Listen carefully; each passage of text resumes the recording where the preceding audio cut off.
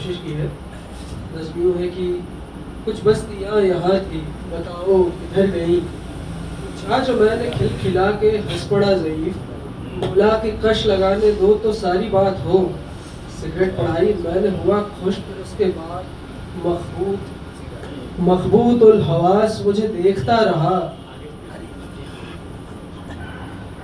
कुछ बस्तियाँ यहाँ थी, बताओ किधर गई। पूछा जो मैंने खिलखिला के, हंस पड़ा ज़ईफ़, बोला कि कश लगाने दो तो सारी बात हो। सिगरेट पढ़ाई मैंने, हुआ खुश, फिर उसके बाद मखबूत उल हवास मुझे देखता रहा। फिर पास आके बोला वो धीरे से कान में, क्यों करके पूछता है तू उजड़े दयार को। बढ़ चल तू अपनी राह मुसाफिर, यहाँ न रुक। वीराना है ये भूत पिशाचों का घर है ये। किलकारियाँ कभी थी मगर अब उजाड़ में, सन्नाटे भाएं भाएं किया करते हैं सदा।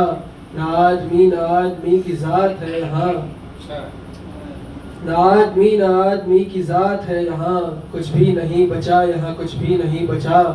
जब तक मैं हाथ में पड़ा नक्शा निहारता, तब तक वो बोल उठा तेरे कागज़ को क्या पता। तब तक वो बोल उठा तेरे कागज़ को क्या पता। गुजरी थी उन पे जो थे आबाद इस जगह। कुछ अनमना हुआ मैं पर मेरे सवाल से, पहले ही उसने कह दिया मत पूछ राख से। क्या होता क्या था वो आग लगने से पहले कि क्या न था। फिर भी कलेजा है तो मुसाफिर मुझे समझ, जो कुछ भी गुजरी तुझको बताता हूँ मेरी सुन। अमराइयों की गोद में संदल सी बस्तियाँ, आतिश में आंधियों में एक आंचल थी बस्तियाँ। अब भी ये जहन के किसी कोने में जिंदा है, इनकी कहानी मेरे ही होने में जिंदा है। उस ओर देख लड़के उधर की सड़क को देख, कांधे पे बेलचे लिए कुछ लोग आते हैं। इस ओर देख औरतें लकड़ी उठाती हैं, हमराइयों की छाँव में बूढ़ों की खाट है। बरगद के नीचे टूटी हुई ब्लैक बोर्ड पर अपने हुकूक सीखते बच्चे तमाम हैं। और जिस ज़मीन पर तो मुसाफिर खड़ा है वो मेरी ज़मीन है, मेरे पुरखों की याद है। मुझसे 1000 लोग थे आबाद इस जगह, मजदूरों कामगारों की छोटी सी दुनिया थी। थोड़ा बहुत जो पाते थे उसमें निबाह था, कोई न था गुलाम न कोई भी शाह था। लेकिन न जाने किसकी हमें लग गई नज़र। एक दिन सुदूर शहर से आए थे चंद लोग, चौड़ी सफ़ेद गाड़ियों पे लाल बत्तियाँ।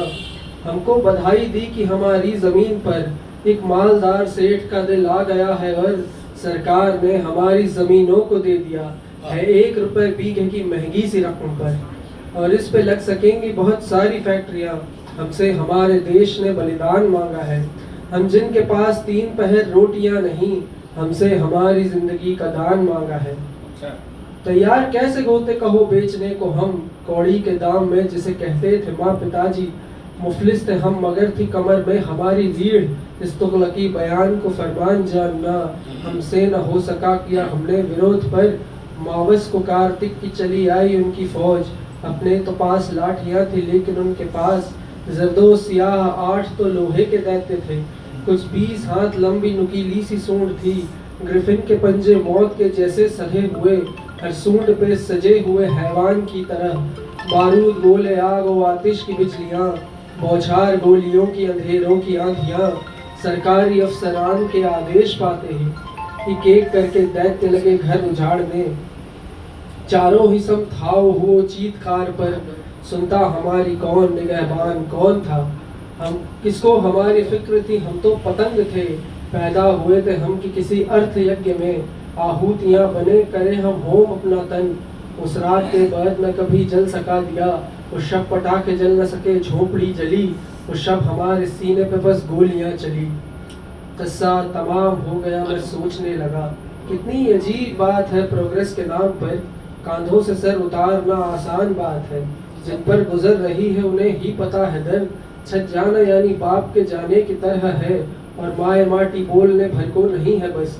धरती तो माँ है, इसके लिए जान भी कम है। तब तक में मेरा ध्यान गया उस ज़ईफ़ पर।